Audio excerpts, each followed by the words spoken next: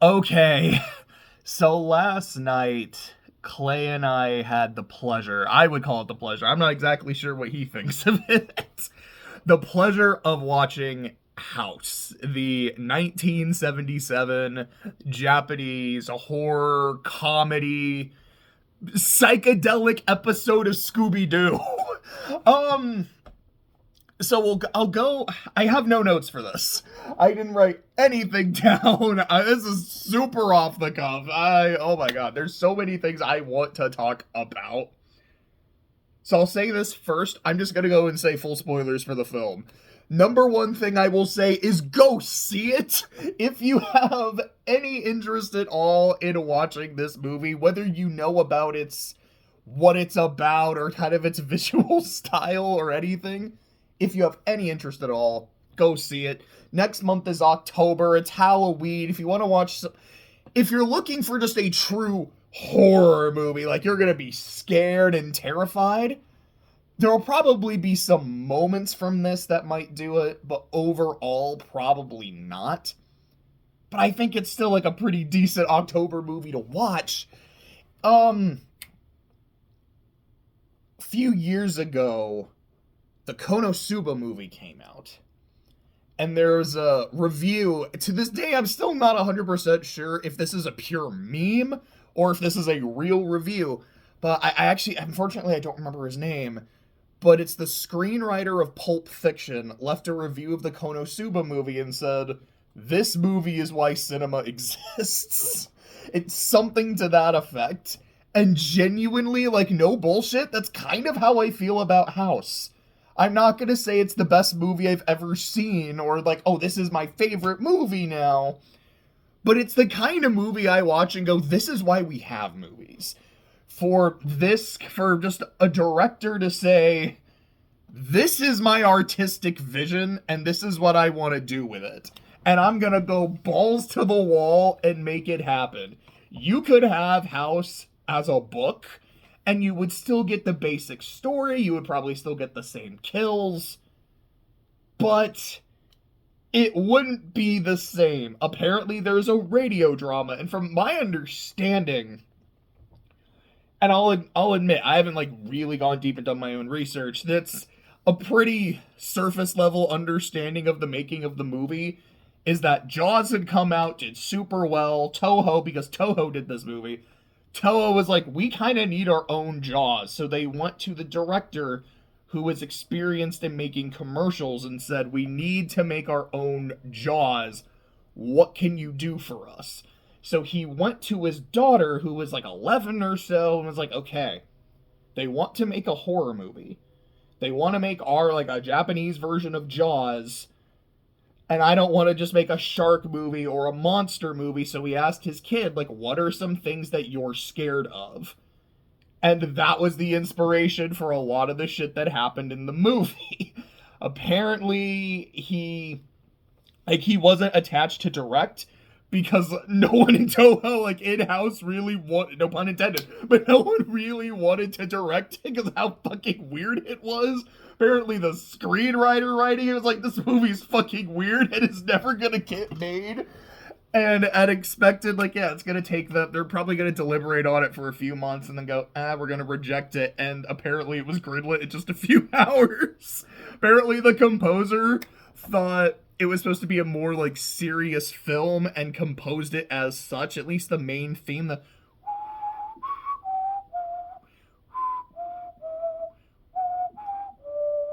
which, as I was listening to it, I was like, why does this song sound so familiar? I was like, I brought it up to Clay, and he's like, I'm kind of getting Whereabouts of, like, it feels like Whereabouts of Light, but some of the notes are missing or slightly wrong, and I'm like, it kind of, yeah, like, I see that, but I'm not sure if that's it. And then I was just kind of doing some reading, it was, like, on YouTube comments, and I heard someone say, it's like, dude, listen to this, and then listen to the main theme of Up. It's not that they're one-to-one, but they feel kind of close, and both of them are movies about houses. I don't know if I might just be spitballing, but if that's intentional, that's hilarious. And I listen to the main theme of Up, I'm like, I can see it. What the fuck? This is wild. Anyways, so the composer apparently was like, I think I'm making a serious film and I'm scoring it as such, but also has a cameo in the movie as the watermelon dude. There's a dude, you know that horror trope of you kind of like your gatekeeper. I always think of the gas station guy from Cabin in the Woods. His job is to like, hey, that's the scary shit. Don't go in there. Blah blah blah blah blah. In this movie, it's a guy who sells watermelons, and the way he's introduced is they pick up a watermelon, and then the dude's head is right behind it, just kind of making this goofy face. And then he laughs, and it's this fucking Wario laugh, and it's incredible. And then he points up at the house, and it's like, blah, blah, blah, house. It's amazing. There's a cut in this movie where the characters are in the house, and I don't remember what just happened. I'm pretty sure like something crazy just happened. And then you see just this guy poke his head in eating noodles, and that's a cut to another scene of their teacher elsewhere trying to get to the girls fucking eating ramen. Like just the visual. That's why I say it's like this is a movie that makes me like thank God that movies exist for just how weird it is visually. Like I'm crying. Like Clay's like, what the fuck is going on here? And I'm like laughing my ass off at how bizarre it is. There's a scene where the aunt opens the fridge and just walks into the fridge. Another character sees it's like, what the fuck just happened? Someone else opens the fridge. Is like, look, dude, it's just a fridge. You're just going crazy. And then the aunt is like on top of the house and just looks into the camera and is like, look at this shit. This movie kicks so much ass. This is like the easiest S tier of all time. I don't know if I'd say it's the best movie I've seen this year. Like, Inside Out 2 was amazing. Dune 2 was amazing. Like, I'm trying to think of other movies I saw. Like, I just saw Skinamarink. I like this way more. I loved Abigail. It's like, Abigail is the exact kind of movie I wanted it to be. I enjoyed House more. Like, no disrespect to Abigail. It's fantastic, but, like, holy shit. This might be the best movie I've seen of the year. Just, I loved it. I sincerely loved it. Yeah, anyways, like, back to how the movie, like I said, I don't have notes. I'm just kind of going, man. So apparently, because no one in House wanted to, no pun intended, fuck, but no one at Toho wanted to direct it, the guy that they went to, like, helped write it and come up with the idea, really wanted to direct it. So we made this poster of, and it's not the poster of the cat, it's the poster of just a house with, like, this big red carpet, but the carpet looks like a tongue, and, like, the house has teeth and shit, which you see in the end credits of the movie, and apparently he was using it to promote the film, and it had his name attached to it, because he really wanted to direct it, and there was a radio drama that was made based on the script that was really popular, which helped get the movie made, and he was able to direct it. He's like, okay, the effects are going to suck.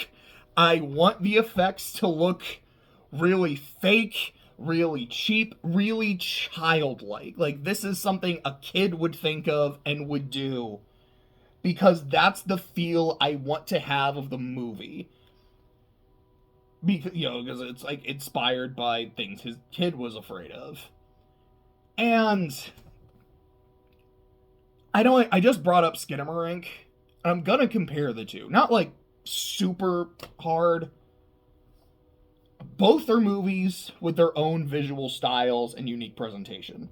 Skinamarink's presentation, for better or for worse, is a lot of still images. I think a lot of them are genuinely, like, beautifully shot, but it's a lot of still images.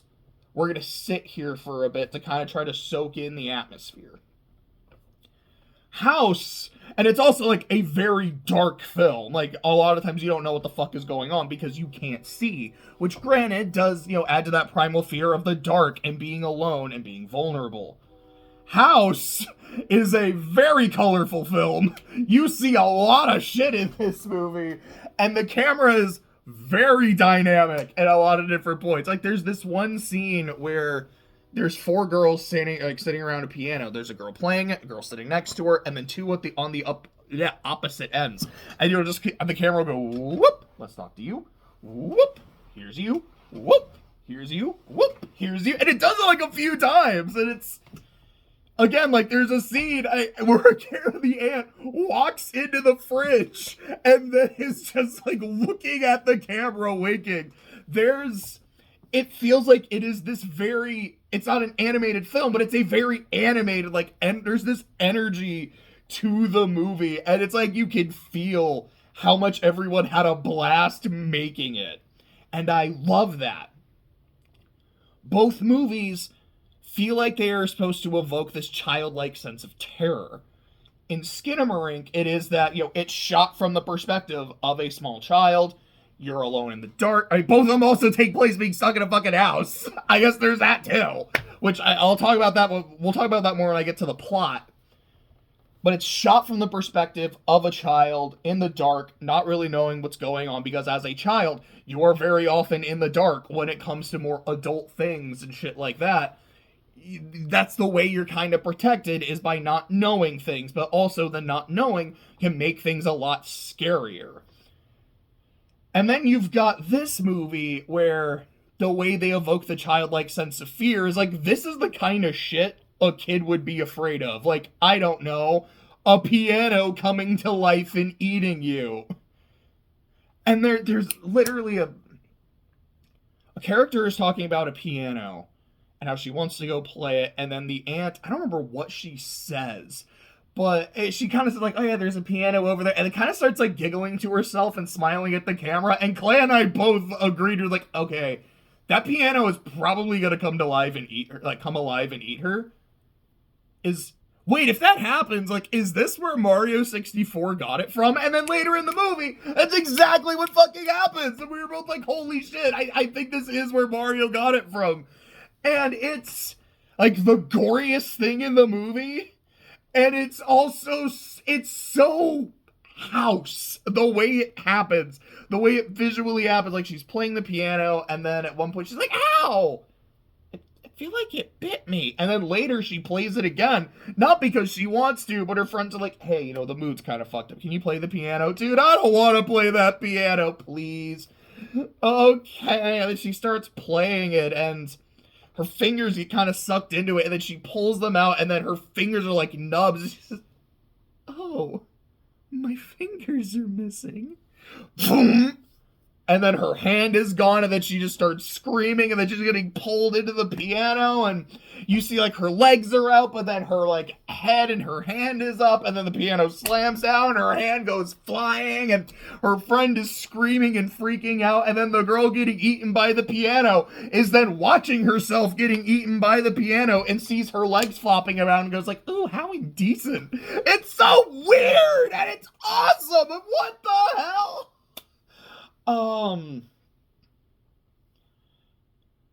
That's its childlike sense of terror. A piano fucking eating you, and like, yeah, that is the kind of weird shit you would think of as a child. Play Mario 64 as a child, I'm like, nah, that piano is the scariest fucking thing. As an adult, I still think it's a little creepy, but I'm like, alright, I kind of love it for how weird and creepy and inventive it is, and oh gosh, I love it.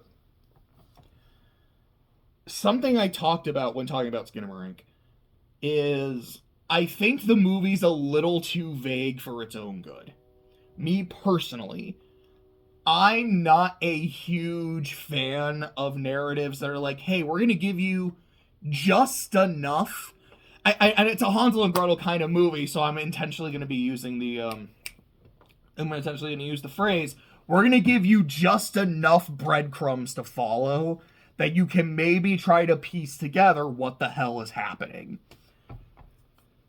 I much prefer, it's like, here's a story, here's what's going on. You can interpret it however you wish. Maybe there are some things we won't make super clear, so you can have your own interpretation, you can have your own opinion of it. There's a lot of elements of Skinamarink that I think you can interpret, like what is the relationship between the parents?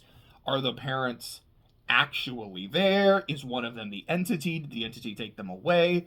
Did one of them die? Are they divorced? Are they abusive? Is one abusive? Are both of them abusive? You know, like when I mean, sorry, like there's gonna be spoilers for Skinamarink as well. I'll make sure to put it in the description. Full spoilers for the same for Skinamarink. Like when Kaylee gets her face removed, and it's like, oh yeah, it's because she disobeyed me. Is that like a parental figure? Is that like a form of discipline? Is it just being sadistic?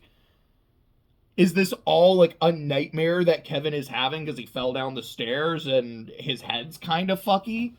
There are a lot of things you can read into it. I personally would have liked it if it was at least a little more clear as to what is happening, and you can still, you know, kind of make your own thing out of it.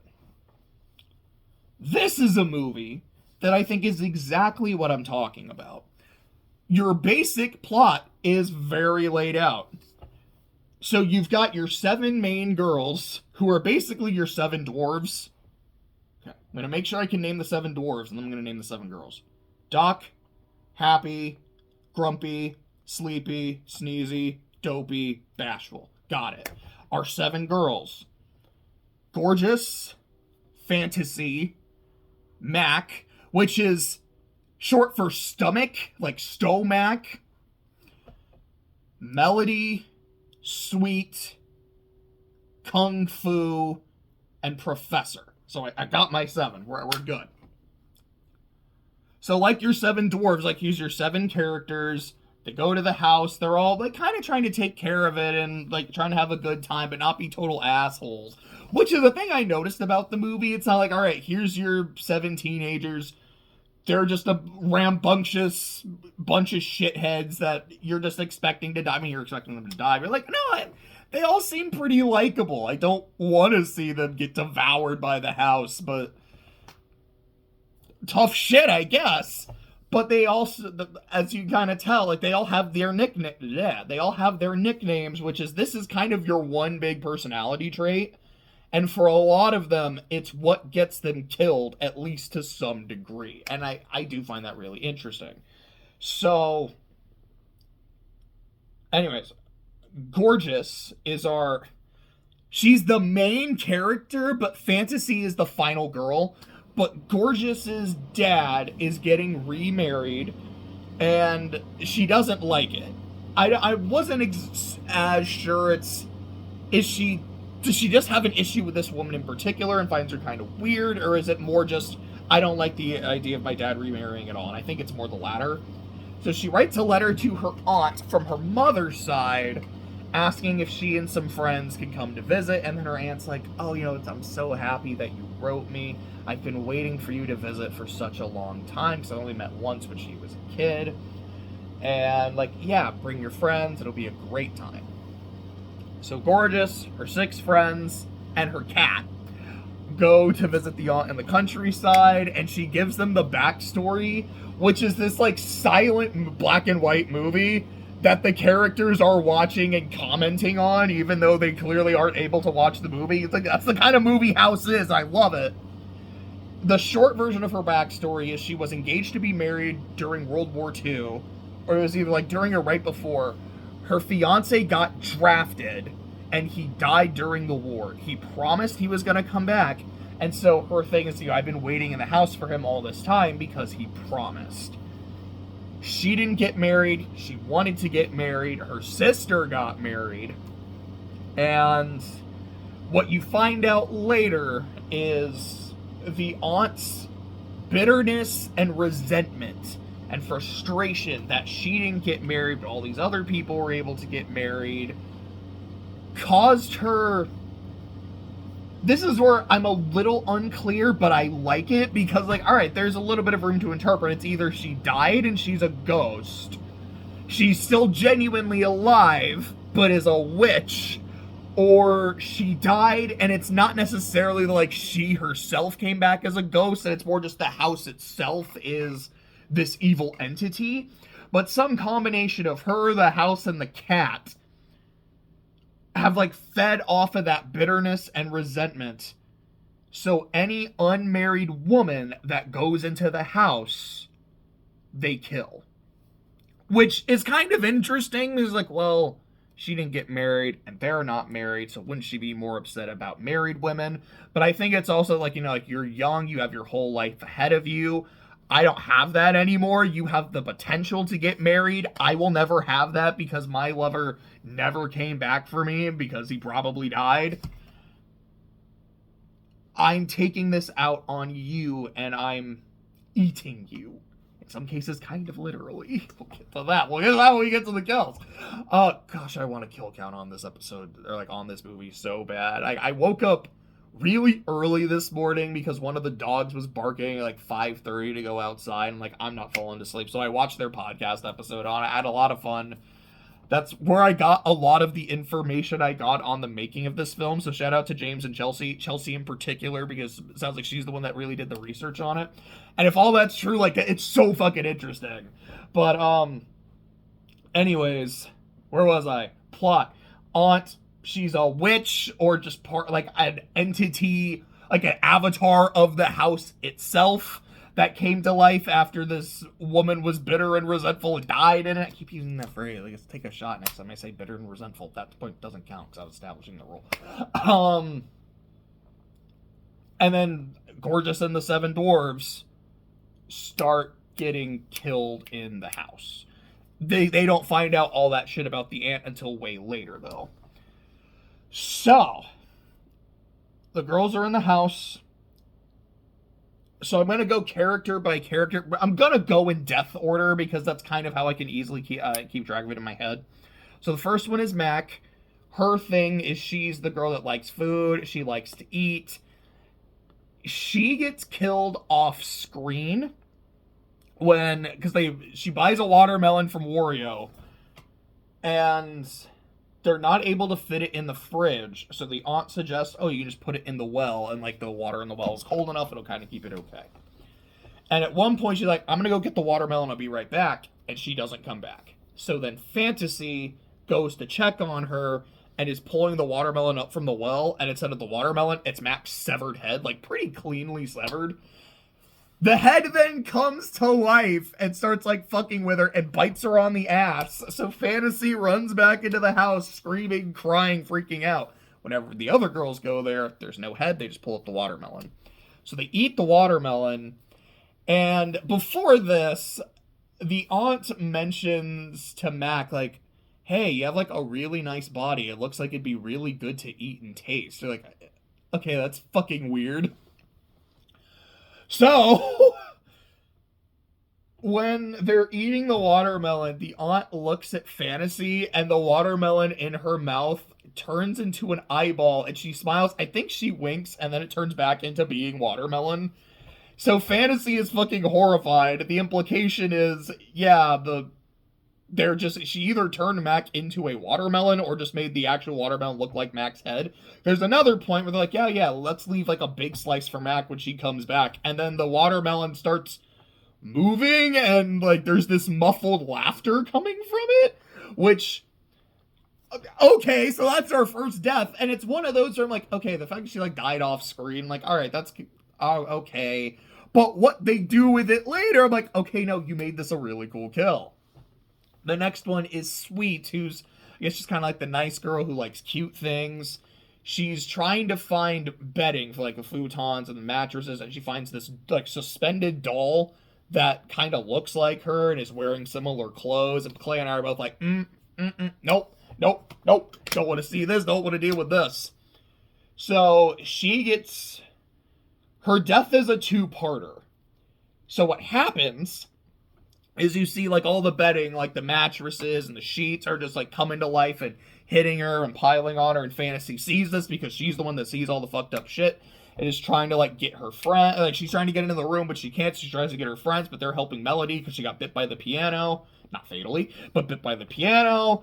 And then she's able to get them, and by the time they get into the room, Sweet is gone, and they notice, like, all of her clothes are there, but she's missing.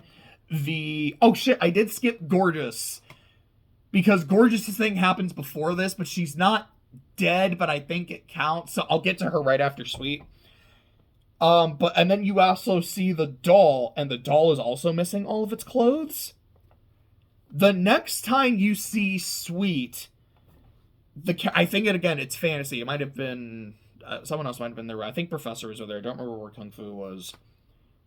They see this clock, like this big ass grandfather clock, and they can see Sweet inside the clock with these big ass gears, and as the gears are turning, you just see the blood coming from Sweet.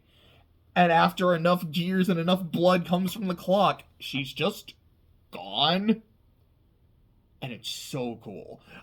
During the like mattress falling, I'm like, okay, like this is okay. This isn't like a great kill, but all right. And then the clock thing happens, and I'm like, this is probably a hot take. I think I like the clock a little more than the piano, just because of how, like that's so cool. Like what the fuck? So what happens with Gorgeous is she's the pretty one. She's the one that's very obsessed with her appearance and makeup. So she goes into a room, starts putting on her aunt's makeup, like in front of this mirror, and then she sees her aunt's reflection in the mirror, and the mirror ends up cracking, and then Gorgeous's face starts cracking like the mirror does, and the reflection is on fire, like her face is on fire, and then she gets possessed by her aunt. So genuinely, I don't know, like, is Gorgeous dead? Like, is the fire representing, like, no, she just fucking died, like, her soul is now in hell and the aunt's in her body? I don't know, or if she's still in there. It's just the aunt is in control.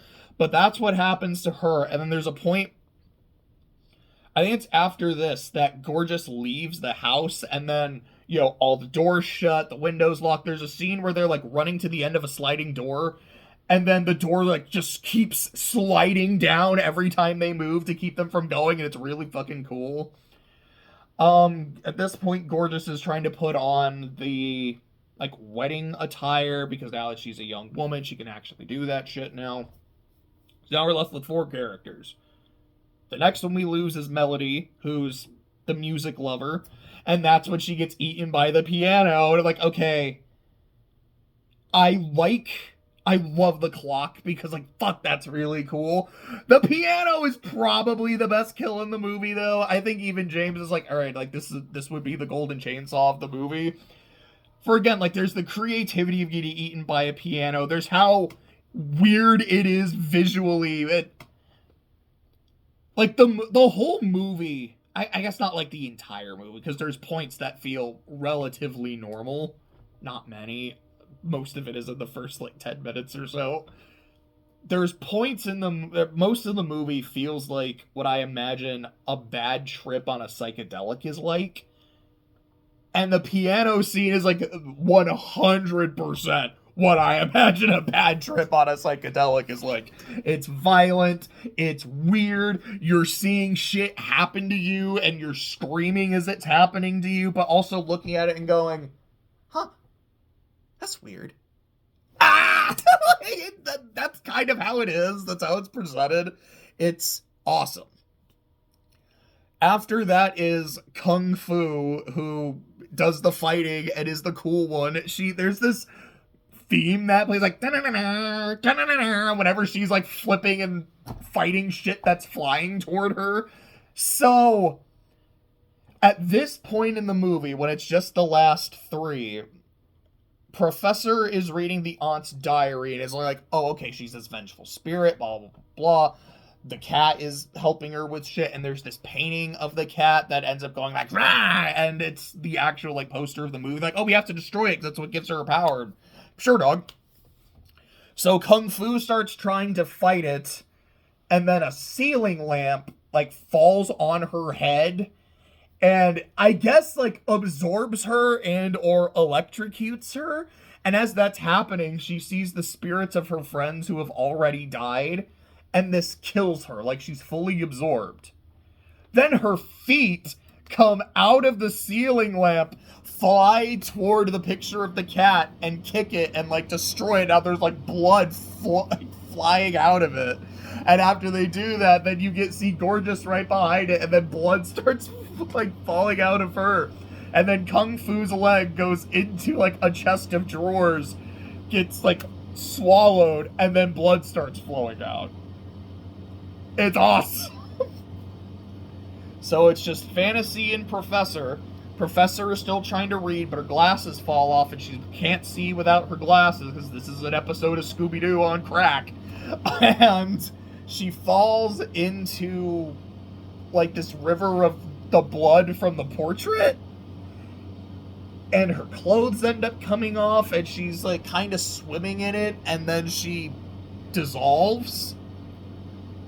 It's probably my least favorite kill, I'll be honest, because I'm a little bit of, wait, what happens? Like, I guess it was just like the house ate her, but it's, I mean, all of these are weird, but this one seems like it is just the most abstract. Like, okay. So after this, it's just Fantasy, who's still waiting for their teacher, who's supposed to come with them and, like, chaperone. Like, where is he?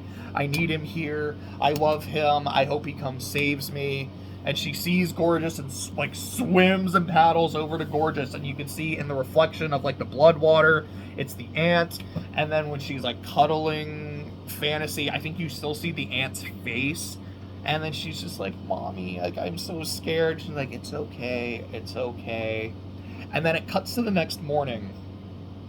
Also, while a lot of this shit is going on, like, you're seeing Togo trying to get to the house, and at one point he meets the watermelon dude. He's like, I don't like watermelons, I like bananas. And then the watermelon dude just turns into a skeleton. I don't know if that's a kill. There's also a skeleton, like a little, like, model skeleton you see throughout the house, who at one point, like, I think a few times when Melody's playing the piano, he's in the back just, like, conducting it. So I don't know if they're supposed to be the same guy, or if telling, like, no, fuck your watermelons, if that killed him or it dispelled the illusion. I don't know, man. This movie's weird. So the next morning, Gorgeous's stepmom, and again, I'm not actually I think at this point she is supposed to be married to the dad, it's not just his fiance, arrives at the house, like, to check on the girls. And you see Mr. Togo's car, and in the driver's seat is not Mr. Togo, it's just a pile of bananas. Because I'm sorry, it's just the most, like, what the fuck kill I've ever seen. It's, yeah, he's off screen, he was just turned into bananas. So the stepmom goes into the house and she meets possessed Gorgeous, and they have a short conversation and they shake hands, and then the stepmom catches on fire and it just, like, quickly just kind of burns and dissolves away. And then the aunt says something about, like, the power of love and whatnot, and then that's how the movie ends. So compared to Skinamarink, there's a lot of fucking plot in this movie. Like, there's shit that I don't want to completely be like, yeah, nothing happens in Skinamarink, because things do, but this is a movie where things happen and there's an active established backstory, but I think there's still those elements of interpretation, like, okay, did Gorgeous actually die? Did she just get possessed? Is she now, like, kind of just a soul stuck in the house? Is the aunt, is she a ghost? Is she a witch? Because there's a thing where they talk about cats, and they're like, oh, you know, any cat can open a door, but only a witch's cat can close it. And there's points where Shiro is closing the doors and will actively, like, supernaturally fuck with shit the way the ant does. So is it just, like, is it also a witch? Is it just her familiar? Are they both familiars of the house? And the house, like, is the ant controlling the house? Is the house controlling the ant? Is it both, and they're, like, both working together for this shit? I don't know, and I feel like you can have your own interpretation on that. Fantasy, you don't see her die, so I feel pretty fucking confident in saying she did, but I suppose you could maybe interpret that, like, I don't know, maybe there was enough Gorgeous still there in the ant to kind of let Fantasy go. Maybe this is one that she, for whatever reason, was like, you know what, I'm full, I'll let you go. I doubt it, but you don't know. At the end of the movie, when Gorgeous talking to the ant, she's like, oh yeah, you know, it's like, you know, my friends are asleep. When they wake up, they're going to be very hungry. So kind of an interpretation there of, Are they now spirits? Are they like just dead? Are they now ghosts in the house that are also going to try to be eating when more people come? When they talk about how it's like, oh yeah, I haven't had guests here in like forever. Is that true? Or is it like, no, like people don't come here because they're like, this is a haunted fucking house? Or like, no, people come here and then they just don't leave? Because there's a point where I think it's Fantasy is trying to take a picture, like when they first get there, you know, everyone with the ant. And then the ant just like uses magic to make the like camera fall, and now it's broken. I'm like, okay, you don't want records of people being here, so how often has this happened? Because they kind of make it sound like, yeah, the house has eaten a few people, but was that back in like the 40s or the 50s? Like, I don't know. But I like that. Like, I think that's fine. You don't have to tell me everything, but I like having enough information to understand what's going on and to still kind of have my own little theories, which is why I like something like this more than Skinamarink. Even getting into the kills, a lot of, like I said, or excuse me, not the kills, the scares. A lot of the scares in Skinamarink really are just like, it's like just a static shock, and then you'll have like a loud noise, like the fucking phone just ring, is kind of making a like ain't I a stinker face. Like, that's not scary, that's just loud and obnoxious. The shit in this movie is like very loud and obnoxious, but it's really cool and it feels super creative and not just it's really quiet and now there's a loud noise. Like, no, you see like this image of your friend's soul in a giant clock, and as the gears are grinding, her spirit is bleeding and now it's gone. That's fucking cool. That's creative. And I still have to give the Skinamarink, like, there are still some good ones, like Kaylee missing her face when Kevin is just on the ceiling. Like, I think like visually that's pretty fun, or like the long hallway with the door and shit. There is stuff in there that I think genuinely works, but it's more like it's a movie with good atmosphere and moments that work, but overall for me doesn't work as an experience. House is a movie that is, this is just an experience. I mean, so Skinamarink. We're like, here's an experience that I loved, that I thought was awesome. I would highly recommend. I would love to watch it again. Like, I don't think I'm just gonna watch it again tonight. I would love at some point to see it again. Oh my gosh, because there's a thing we do around Thanksgiving, like we do a Friendsgiving, where we watch horror movies, and we usually pick like B horror movie, like schlocky horror movies. Last year was, no, not Thanksgiving. Thanksgiving is the one with the turkey. We watched like Night of the Chicken Dead, or whatever the fuck it's called, the trauma film, which honestly like made me sick watching it. Like, I did not have a good time with it. But one year we watched, I think one year was when we watched Pieces. That might have been for something else. Pieces was a blast. We watched Brain Dead, which is the Peter Jackson with the I kick ass for the Lord. That movie rules. Like, it was so much fun. I think House would be a fantastic movie for that. It fits that like horror comedy, what the fuck am I watching vibe that we try to go for. And I feel like watching it with a group of people, especially people who now haven't seen it, and seeing their reaction to shit like the piano or just the weird edits, like the dude with the ramen. Oh, it's gonna be so good. Like, I'm probably gonna text my friend about it, like, can we do this one? He might already have something picked. For all I know, he's actually picked House to be the thing we watch this year. Like, this to me is like the definition of an 11 out of 10 movie. Like, I loved it. As I said, to me, it's the kind of movie, like, this is why we have movies as a medium. To show this weird visual, artistic language and style that you genuinely can't get in a book. You could get it in a game, I suppose, but I don't think it would quite be the same. Fantastic. Easy ass fucking S tier movie. Please go watch it.